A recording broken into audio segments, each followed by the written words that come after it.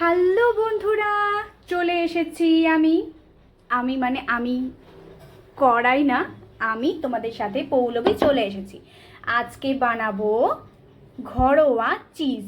আমরা দোকানে অনেকেই চিজ কিনি, তো দোকানে চিজ কেনার থেকে দোকানের চিজটা তো অবশ্যই ভালো হয়, তবে ঘরোয়া চিজটাও কিন্তু মন্দ হয় না। তো চলো তোমাদের সাথে ঘরোয়া চিজ বানিয়ে দেখ।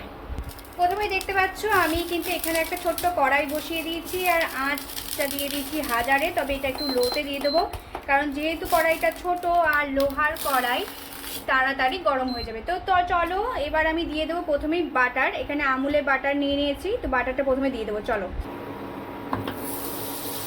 বাটার কিন্তু আমি এখানে দিয়ে দিয়েছি, আর বাটারটা তাড়াতাড়ি কিন্তু পুড়ে যায়, আর পুড়ে গেলে বাটারের গন্ধটাও ভালো লাগে না, আর খেতেও কিন্তু ভালো হয় না।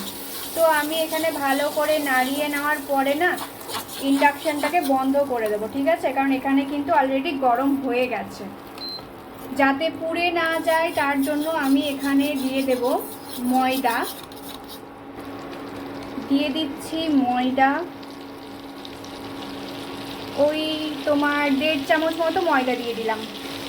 এবার ভালো করে নাড়িয়ে নেব। পরে আমি আরেকটু বাটার দিয়েছিলাম, যেহেতু চিজটা আমার বেশ ভালোই লাগে।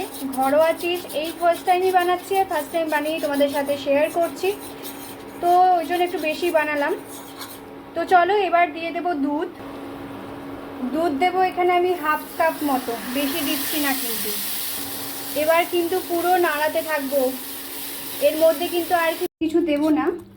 তো চলো, আমি কিন্তু গ্যাসের ফ্লেমটা মানে আমার ইন্ডাকশান আছে, আমি ফ্লেমটা বন্ধ করে দিয়েছি। দেখতেই পাচ্ছ ঠান্ডা হলে কেমন তেল ছেড়েছে, এটা হচ্ছে বাটারের তেলটা।